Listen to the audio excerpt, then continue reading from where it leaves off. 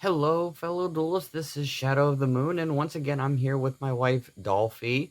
And tonight, we're going to be doing her third deck profile, which is going to be her Burning Abyss deck. So, it's going to be just like the other two videos before. I'm going to be disabling comments, and Dolphy, take it away. Hello everyone, as I promised in my last video, I will be doing a deck profile of my Burning Abyss deck. This is not a super popular archetype, but it is an archetype that I hold near and dear. I think that some people who play it might know its origins. Maybe more people than I probably think probably know its origins. A lot of the creatures and the mythology and everything behind it are actually based off of Dante's Inferno, and Dante's journey through the abyss and the Divine Comedy. But I guess you don't really care about that if you're here to watch this video. You just want me to get to the deck. Well, it's good to inform everybody like what the decks are. I mean, I'm sure there are people who are interested in it. So, I will start by showcasing one of my favorite cards in this deck, and that is, I think, is one of the most useful, Farfa, Malebranche of the Burning Abyss, if I'm pronouncing that right. If I'm massacring it, I'm sorry in advance. So, this has the usual, if you control a monster that is not a Burning Abyss monster, destroy this card. So the Burning Abyss archetype does kind of rely on having a field full of basically either nothing but Burning Abyss monsters or monsters that set off their effects so that they're not constantly destroying each other if there are non-Burning Abyss monsters on the field. Also, you can only activate one of the following effects of Farfa once per turn, and only once that turn. If you control no spell or trap cards, you can special summon this card from your hand. So pretty much all of the Burning Abyss monsters, minus maybe the Tunnel. The Tunnel might have that effect, I have to look.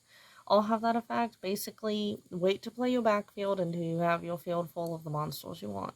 Because they are all special summons, and you can keep special summoning them over and over and over again, and then play your backfield after you have everything you want. Because basically, you will really not be normal summoning that much if you have a good Burning Abyss deck. Now, on to his main effect, and the reason why I love him so much. If this card is sent to the graveyard, you can target one monster on the field and banish it. So, yeah, that's what he does. That's really good. You can basically suicide with him. You can have a way to use a way to get him off the field to make him destroy himself by playing a non-Burning Abyss monster, which I have done before. And he banishes a monster. It's a very good way around monsters that can't be destroyed. He does target, so yeah, you can't affect monsters that can't be targeted, but if a monster says it can't be destroyed, he's not destroying it, he's banishing it. So that is a really good way to get those pesky monsters off the field. So I recommend 3 of him. You can put 2 if you want, you can exclude him. I don't know why you would want to exclude him though, he's really good.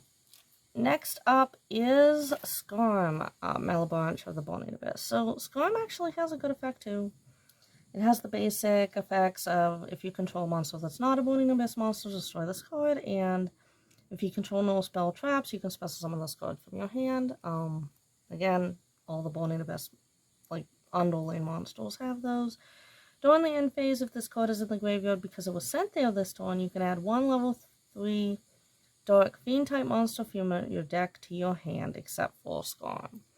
So, he's a good sorcerer. You do have to wait into the end phase to get his search ability, but he is still a good sorcerer. And how many of those do you play?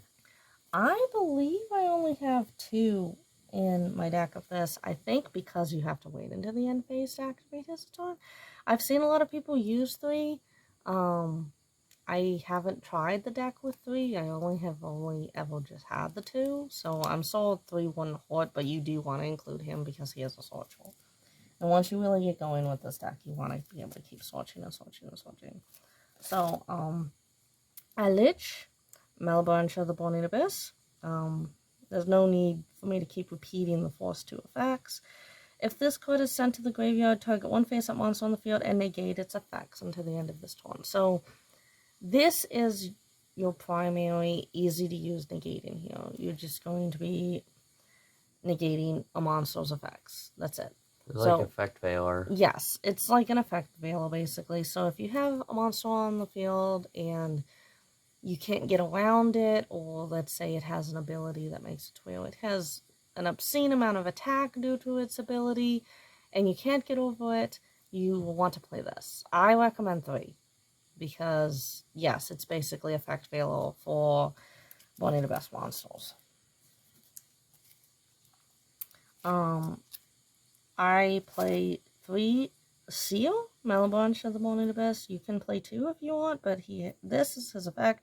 If this card is sent to the graveyard, target 1 Morning Abyss monster in your graveyard except for Seal and special summon it. So automatically, since you're going to be sending a lot of your Morning Abyss monsters constantly being recycled to the graveyard, he special summons them back. So it's a good way to get them back and keep getting them back. Next up is Libic, Malabranche of the Burning Abyss, and I just have the 2 in here.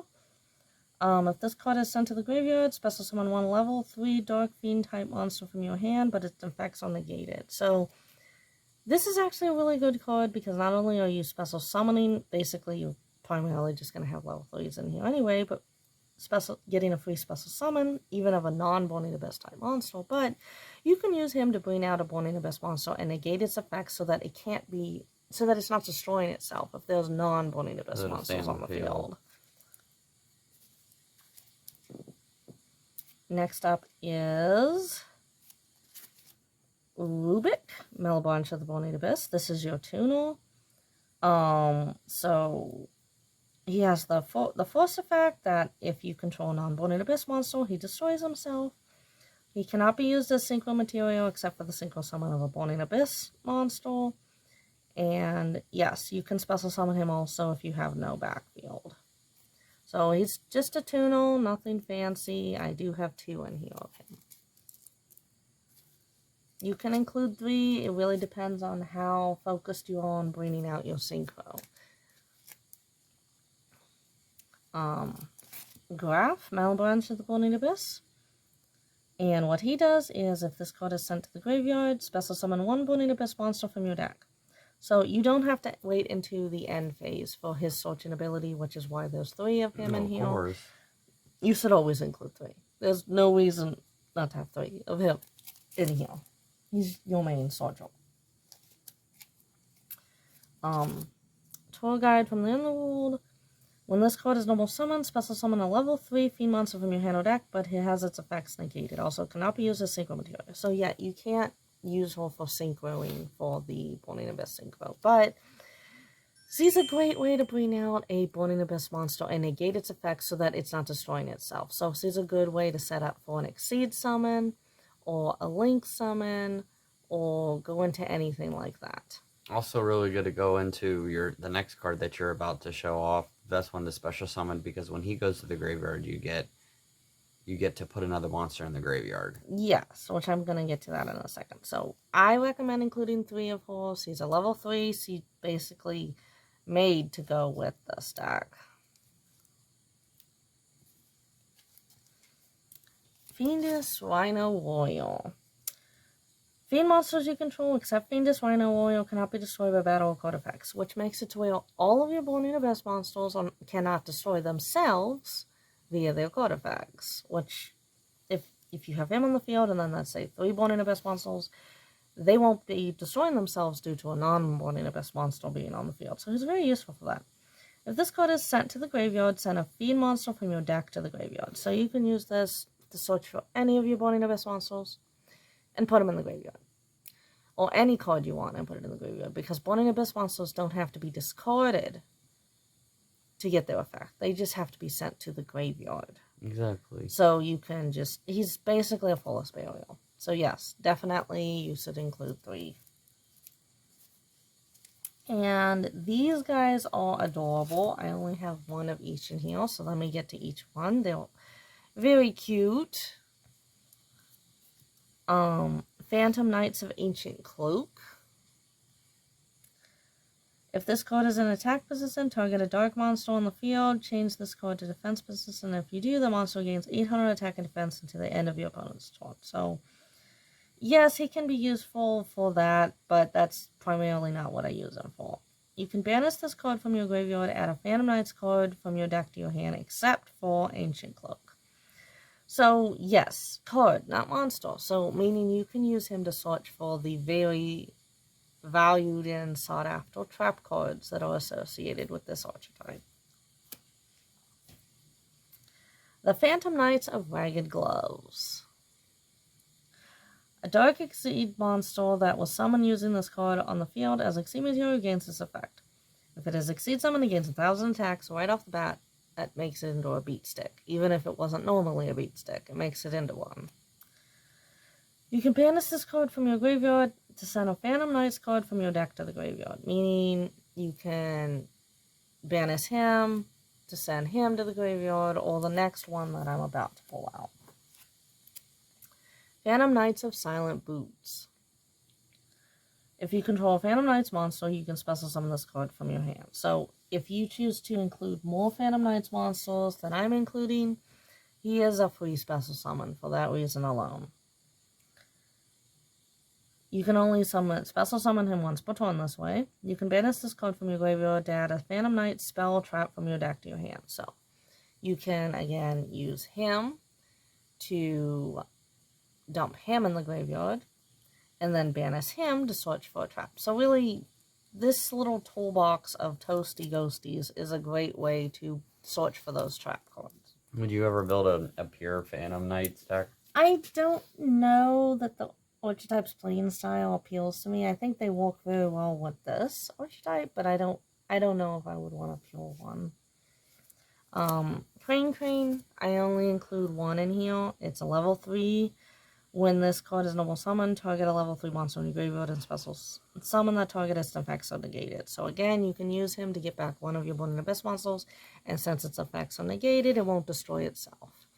I don't really ever see this card recommended. I only stumbled across this on one Reddit post where someone recommended putting in one, and I've had luck with it. So if you want to include one, great. If you want to include 2, great. I wouldn't put more than 2.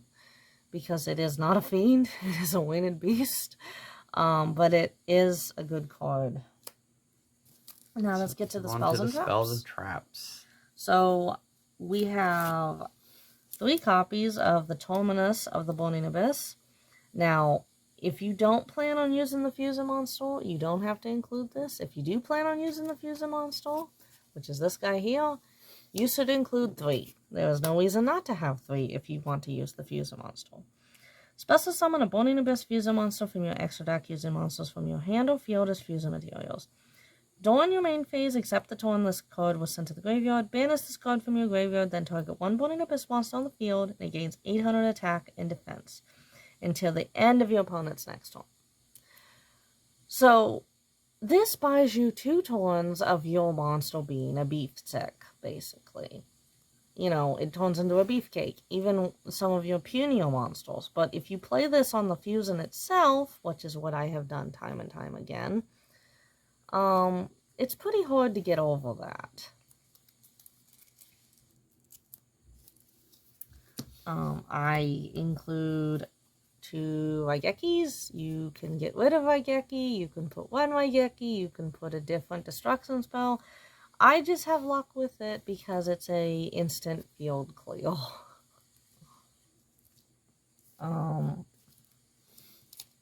Now, Fullest Burial is limited to 1. I have 2. You can yell at me and hex me and put a curse on me if you want to for that, but I don't play tournaments. I don't play competitively. I just play with my husband. And it's personal player preference. It's personal player preference. You know what Fullest Burial does? It's basically like Fiendish Rhino Royal. It lets you dump something in the graveyard, which, if you're playing with this kind of deck, you need to put in 1. So you should put 1 in. Archfiend's Ghastly Glitch. This was a newer addition to my deck, actually. from when I've updated it. If you control a fiend monster, target one card on the field, destroy it, then you can send one fiend monster from your deck to the graveyard. So all around, it's a full burial, and it destroys a card. So you can use it for backfield destruction, you can use it for monster destruction, and you get to dump a fiend monster from your deck to your graveyard. It can be one of the little toasty ghosties. It can be a Burning Abyss monster. Oh, the toasty ghosties are warrior types. I thought one was a fiend. No, they're all warrior types. Well, see, that's my mistake. Then I guess having Crane in here as a winged beast wasn't that bad. No. I think I just got confused because they look like me. They do. They all look like me. So, these are the last cards, and they are all of the Phantom Knight's traps. So, we will start with Phantom Knight's Fogblade. Activate this card by targeting an effect monster on the field. Negate that face-up monster's effects. That face-up monster cannot attack. Also, monsters cannot target that face-up monster for attacks. When it leaves the field, destroy this card. You can banish this card from your graveyard, then target a Phantom Knight's monster in your graveyard and special summon it. Banish it when it leaves the field. So you can use this to get back a Toasty Ghosty, the Phantom Knights. Or you can use it to negate a pesky monster's effects. Now, it sounds great, but sometimes this card has actually been my downfall because I can't attack the monster that I target it with. So you have to be very careful and make sure that you place it on a monster that you really want to get rid of the effect of, but that you don't care about attacking. Or one that you can just banish or get rid of the following turn. Yes. If you don't have a means to get the monster off the field, don't play it. Basically, wait. I only put in 2. I don't know if I'd put 3 just because of that shortcoming. Phantom Knights of Tomb Sealed. Special summon this card in attack position as a normal monster. Oh, yeah. Actually, yes, Warrior type. It summons a Warrior type, Dark, level 3, attack 0, defense 0. This card is not treated as a trap card. During your turn, except the turn this card was sent to the graveyard, you can banish this card from your graveyard, then target a face-up trap card your opponent controls and negate its effects until the end of this turn. So, this negates effects, meaning if your opponent plays their own Phantom Knight's Fogblade, yes, you can negate it with this, because it's a face-up trap card. This is also useful because you get a level 3 token, which, if you're playing with this deck, though, level 3s, you can go into Exceeds, Links, you can use it for Synchros. It's very useful because it's basically another monster. Alright, and that's going to be it for the main deck. Now let's move on to the extra deck. Yes. I do play with the Fusion card. I know that it's a mixed bag. Some people do, some people don't, but I have never had anything bad to say about this card. Right off the bat, it's a 2800, and if you're activating the Fusion spell for it from the graveyard, it's going to gain an additional 800. So that is nothing to sneeze at. Dante, Pilgrim of the Burning Abyss. It requires 3 Burning Abyss monsters with different names, which is not hard at all for this deck. Must be Fusion summoned, cannot be special summoned by other ways, cannot be targeted by an opponent's card effects. So yes, he cannot be targeted by an opponent's card effects. That means no spells, no traps, no monster effects. Right off the bat, he's immune, as long as it's targeting. Now, if someone plays something that doesn't target and just is like a widespread effect, yes, he goes bye-bye. But most things target, so. Once per turn during either player's turn, you can send 1 Burning Abyss card from your hand to the graveyard to draw 1 card. If this card is destroyed by battle and sent to the graveyard, or if this card you control is sent to your graveyard by an opponent's card effect, you can send 1 random card from your opponent's hand to the graveyard. So he does kind of take your opponent down with him when he does leave the field. I only have 1 of the Synchro in here because I find him useful, but not that useful. Virgil, Rockstar of the Burning Abyss. I do think that he probably has my least favorite artwork out of the Archetype. He's kind of a dork. Well, you don't ever have to include them if you I didn't wanted want to include all of them. So he requires a tuner plus one or more non-tuner monsters. Since he's a level 6, you just need the tuner plus a non-tuner. You can only control one Virgil once per turn. You can discard a Burning Abyss card, then target one card your opponent controls, or in the graveyard and shuffle it into the deck. If this card on the field is destroyed by battle or card effect and sent to the graveyard, you can draw one card. So, it's useful for the forced effect, but not indispensable. You can include him, you can get rid of him, that's entirely up to you. Beatrice, Lady of the Eternal, and this skull I would love to actually have a second copy of. I would include a second one of all. So he requires 2 level 6 monsters, so yeah, that can be an issue, except there's another way to bring them out. You can also exceed summon this card by sending one Burning Abyss monster from your hand to the graveyard, then using one Dante monster you control as material. You can use Dante Pilgrim of the Burning Abyss, or you exceed Dante Traveler of the Burning Abyss to bring it out, since it's a Dante card. You would then transfer its materials to this card, so for that reason alone, I recommend using Dante to bring it out, since he'll already have materials on him. If summoned this way, the following effect cannot be activated this turn, so you'll have to wait till the following turn to activate its effect. Once per turn, it's a quick effect, you can detach one material from this card, send a card from your deck to the graveyard. So C is an infinite fullest burial. You can, now it's not just monsters, you can also use her to send spells or traps that have secondary effects to your graveyard, such as your fusion spell if you want to dump it in the graveyard so that you can banish it to give someone 800 attack. If this card in your possession is destroyed by an opponent's card effect and sent to the graveyard, you can special summon one Burning Abyss monster from your extra deck, ignoring its summoning conditions. So she's basically a trap. If your opponent does get off the field, which is not too hard, she's not super strong. I mean, she has a defense of 2800, but if they do get off the field, what I often do is bring him out right after. So now they have to contend with him, and he's a little harder to get off the field. So I have one of all. I would love to include a second one. Dante, Traveler of the Burning Abyss. He just requires 2 level 3 monsters. Once per turn, you can detach one material from this card and choose a number from 1 to 3, then send that many cards from the top of your deck to the graveyard. Until the end of this turn, this card gains 500 attack for each card sent to the graveyard this way. If this card attacks, it is changed to defense position at the end of the battle phase.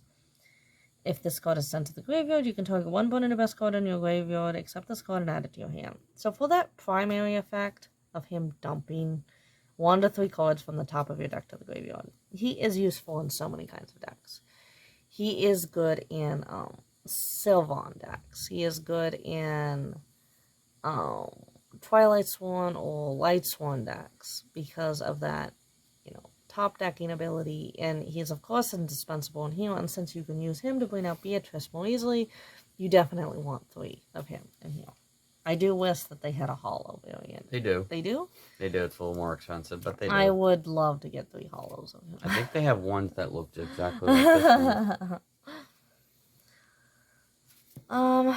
Cherubini, Ebon Angel of the Burning Abyss, which is the Link monster for the Burning Abyss Archetype. See? He requires 2 level 3 monsters. Monsters this card points to cannot be destroyed by card effects. Meaning, if you place him and then you have 2 Burning Abyss monsters that he's pointing to, they can't destroy themselves with their pesky little effect. So he offers protection to them. If this card would be destroyed by battle or an opponent's card effect, you can send one of the cards you control to the graveyard instead. So he can save himself for a turn or 2. You can send 1 level 3 monster from your deck to the graveyard, then target 1 Burning Abyss monster on the field, and it gains attack and defense equal to the attack and defense of the monster sent to the graveyard. So he's actually, that's only to the end of the turn, but he's pretty useful even if they're not gaining a lot of attack or defense, since most of them are weenies. You're using him for that dumping ability, putting more cards in your graveyard to activate their effects.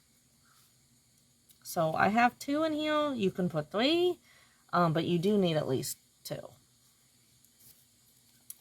Bolo Dragon, which is insanely easy to bring out with this deck. He requires 3+ effect monsters. He is a link 4. Neither player can target this card with monster effects. Once per turn, as a quick effect, you can target 1 face-up monster on the field. It loses 500 attack and defense. Your opponent cannot activate cards or effects in response to this effect's activation. At the start of the damage step, if this card attacks an opponent's monster, you can place that opponent's monster in a zone this card points to, and take control of it, but send it to the graveyard during the end phase of the next turn. So not only is he stealing your opponent's cards, but he's also dumping them in the graveyard and getting rid of them. So it's not like your opponent gets them back. He is all around a good card. I would probably personally only put 1 in, just to give you more variety in your extra deck, so that you're not just loading it up with like 3 ball loads and then you don't have room for anything else. Appaloosa, Bow of the Goddess. Again, it's very easy to bring her out with like 5 monsters, which is the max. With this deck, you swarm very quickly. You get a field full of monsters, more than you know what to do with. She does require a minimum of 2+ monsters with different names, except for tokens, but you really want the more the merrier with her, because the more monsters you have, the more attack and the more negates. You can only control 1 Appaloosa. The original attack of this card becomes 800 times the number of link materials used for its link summon. Once per chain, when your opponent activates a monster effect, as a quick effect, you could make this card lose exactly 800 attack, and if you do, negate the activation. So, if you bring her out with 4 or 5 monsters, that's a lot of negates. The Phantom Knights of Rusty Borgich, or as my husband calls him, Rusty Sackleford. He requires 2+ dark monsters. During your main phase, you can send 1 Phantom Knights monster from your deck to the graveyard, then set 1 Phantom Knight spell trap directly from your deck to use spell and trap zone. If a Dark Exceed monsters is special summoned to a zone or zones this card points to, while this monster is on the field, except on the damage step, that is overly specific. You can target 1 card on the field and destroy it. He cannot be used as link material. So yeah, he's a little specific to pull that secondary effect off, but you mainly want him for searching for those Phantom Knights cards.